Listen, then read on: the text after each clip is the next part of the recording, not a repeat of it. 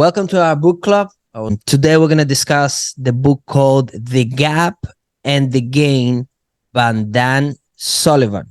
The book, as usual, we do the evaluation of in 3 areas: how the book was written, overall, and how the book impact yourself. So, Stephanie, you want to start this time? Sure. Yeah. Let's go. Let's do I it. have good questions for you. No, I'm just kidding. No, I have a question for you. Actually, we can maybe like go back and forth. So, yeah, man, like, what do you think of the idea? I think is fairly simple. Like going from focusing on what is it that you're missing from who you want to be. Like you are where you are right now, and then there is that ideal version of yourself, and thinking about that gap of what you're missing, and going from focusing on that to focusing on what you have achieved so far since you started. So I've always focused mainly on that kind of gap of what is it that I'm missing to get to where I want to go. So actually, I would like to ask you, what do you think of that idea, and how do you think you would implement it? Where do you fall? Like, do you focus more on one over the other? Where do you stand after reading the book? Great question. So I'm always catching myself, as you saying, focusing on where you want to go or where you want to achieve instead of basically being happy where you at. Okay. I believe that it have to be a balance, because I've been in both sides. So I've been sometimes very happy where I'm at, but then you stop progressing, stop evolving, stop growing. And at the same time, I've been where I want to be all the time, and then I'm not happy where I'm at. So you have to be always a balance between both to actually feel happy and fulfilled. Because if you on one side or the other, I think it's damaging. It's not good. So, but you have to catch yourself on being too much on the other one or too much on the other side. So as long as you catching yourself, and when you see too comfortable and you are like in a very comfortable zone, you know that you are there, and you have to push yourself to continue growing and start thinking, okay, what's my plan, what I want, where I want to go next. Because a lot of times what happens is you achieve something and you are very happy now because you achieved, but then you just stop. That's it. You're not growing anymore. And I learned that from Tony Robbins. He said that once in one of his programs. Is like, before you're achieving what you want, or you're already close, you're about to achieve what you want, you should already have the next one. Because once you achieve that, you in a limbo, you're like all relaxed, and no, you have to have a next one already. Because if not, you're gonna be in a comfortable zone, and then you're gonna feel little bit down, relaxed, but you're losing the drive to continue growing. Yeah. I've been there myself. Again, not once, probably a couple of times. You know, it's still good than not having something that you want. It's good always to achieve things, right? You have to feel good about it, but at the same time, you need to have that balance.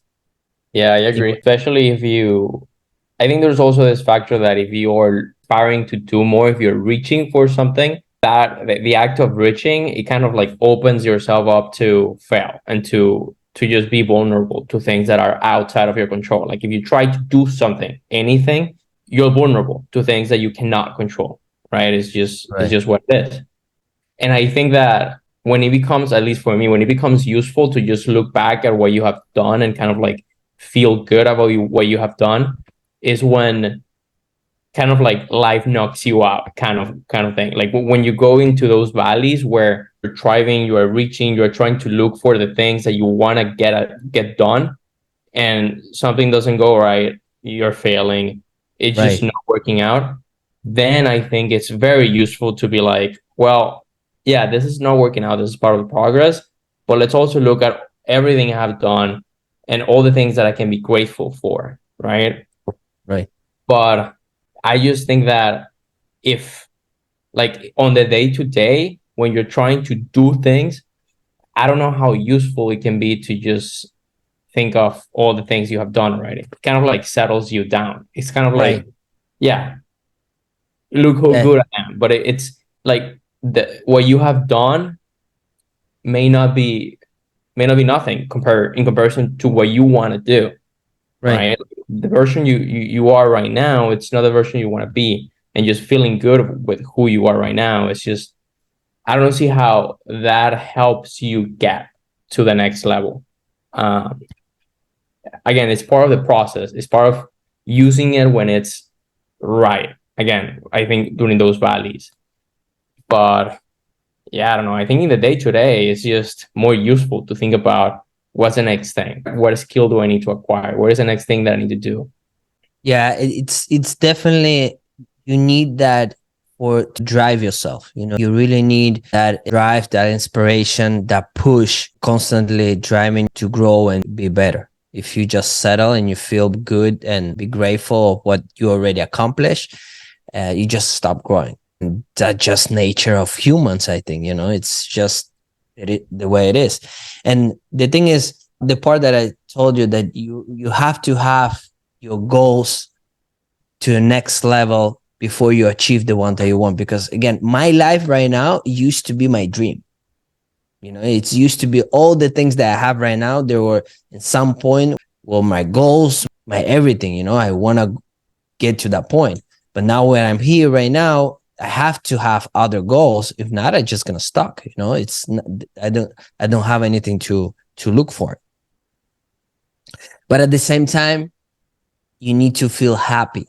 You need to feel that you accomplished things, because what happens there is, and again, when you start having family, kids, when you're just thinking about growing and accomplishing things, then you start forgetting other things that are important too, which is dedicating time for your family, being around with your kids, and that settles you down. And that's what you just have to sit down and be grateful for all the things that you have. Yeah.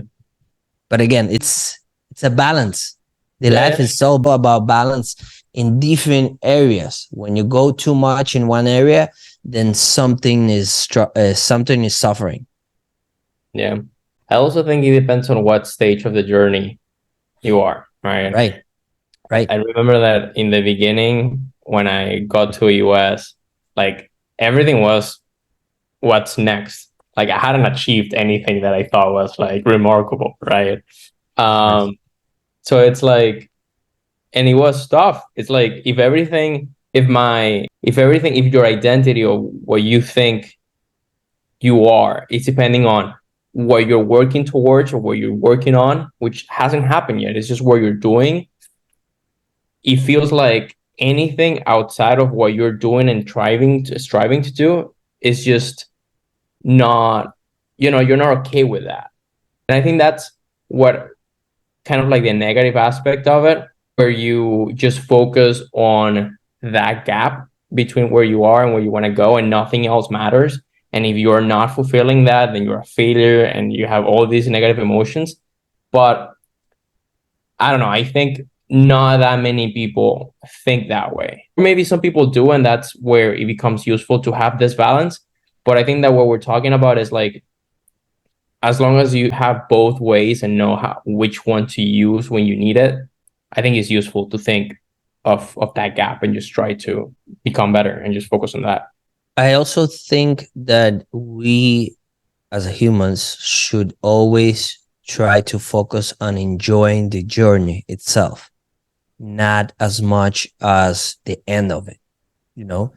Meanwhile, you enjoying the journey, you have control of your happiness, because if your happiness depends on the end of the journey, then you can be very unhappy. Sometimes things doesn't go your way, or you're never going to achieve what you're trying for, or something happens, whatever. So, but as long as you can enjoy the journey of getting the things that you want, that's where the sweet spot is, Yeah, I will give it probably a 7 across the board. Just same. You got the same grade as me. Oh, really? 7.77. Yeah. Yeah. The thing is, a lot of things I already heard before. All and the happiness. And I like more when the books talks about more of discipline than happiness. It's, you cannot be all the time happy. It's just impossible. But being disciplined helps you to achieve things and be happy if you want. But being happy all the time, it's very hard. Yeah. It's just impossible. It's now being successful, being disciplined, focus. Those things are kind of inclined more. Again, happiness is very important, but it's just not the thing that should be always be focus on. Because if you just think about your happiness, then maybe you're just gonna be doing things that you're not supposed to be doing. Yeah. Because if you're just gonna do things that makes you happy, like doing nothing's made me happy. Just want to sit down home and not doing nothing. I don't like paying my bills. It doesn't make me happy, but I have to. So that's the only thing that I don't like. The focus about happiness all the time. But it is important. That's very you need to. It is important. You need to have that happiness in your life. What I want to ask you a question is, what is your version of success? In your opinion, what success is the meaning? What is the meaning of success for you? I think that, well, you already touched on this, but I don't think it's one thing, like doing one thing or being one thing or just one thing. More of a series of different things, kind of things that I would like to do and things that I would like to embody, if that makes sense. When you ask me that, I think of, well, I want to be healthy, or at least do the best that I can to be healthy. If there's something outside of my control, well, it happened, but exercise, eat well. I want to do very well financially and be free and provide that for my kids. Having kids, having a great family, have them all be together. My family is all over the place. I would like to us all be together, and being a great husband and great father, great brother to son, all of those things. So it's a series of things, I will say. And these happens throughout time. So it's not like one thing right now, or that it can be successful like in 2 years or 5 years. Success for you, the meaning of success right now doesn't necessarily mean in 10 years that's going to be the same meaning. For you right now in your stage of your life, it must be a lot different what success means than, let's say, in my stage of my life, what success means. It's just different stages of life, and your focus and your things that you want to achieve are totally different. What about you? Well, I wrote mine. Mine is provide. Of course you did. Of course you wrote that down. You can't.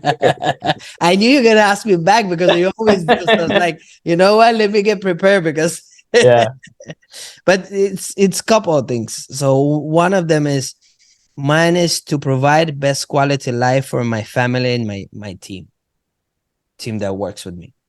And then the other one is, which is a little bit more complicated, and that's been my focus for a while now, is to be able to build generational wealth for my kids, so they can build on top of that and pass on the next generation. Nice. What do you say that was complicated? Which is more complicated to achieve. Oh, got it. In the sense of, you cannot do that from one day to another. The quality of life it's easier to achieve, which is in providing, which I've been doing it for quite a while now. But to achieve that generational wealth, it takes a lot of time and dedication and focus, and planning. Yeah, that's good. Okay. One of the things that book mentioned, I'm always putting this away, and I know how good it is journaling. And I started, I have a notebook in my desk and everything. I've been writing it, but then I'm always putting it away. And it talks about how good it is, and how you should reflect all the time on the things you've done and the things you want to achieve, how you feel at the moment. and basically gradually continue writing all the time about your life, you know. For a time, for like several months, I did journaling, but video. So what I would just turn it on using actually Ecamm Live, and it would just go to YouTube and set it up as unlisted. So it's just there. And I think that's the best type of journaling I've ever done. And I'm glad you mentioned it because I may do it again. I actually like this. I actually like this. Awesome. You turn it on and you just talk. And the best thing is that with AI, you can turn that bad boy into text whenever you want, if you wanted to. Right. So the friction is much less. It's also cool because you think of like your grandkids or your kids at some point may actually watch yourself struggling with these issues later on. I think it's awesome. I like it. I never done it this way. I was just journaling, writing down, but now it's cool. Yeah, with the videos. Interesting. Awesome. So yeah, my score is 777 as well. And I guess we have our next discussion is going to be on December, which is going to be the last one for this year, December 6th. And our book name for that discussion is Business Adventures by John Brooks. It's going to be our next book. I'm going to look it up. So yeah, thank you very much, Stefano. Thank you. See you next month. See you next month, man.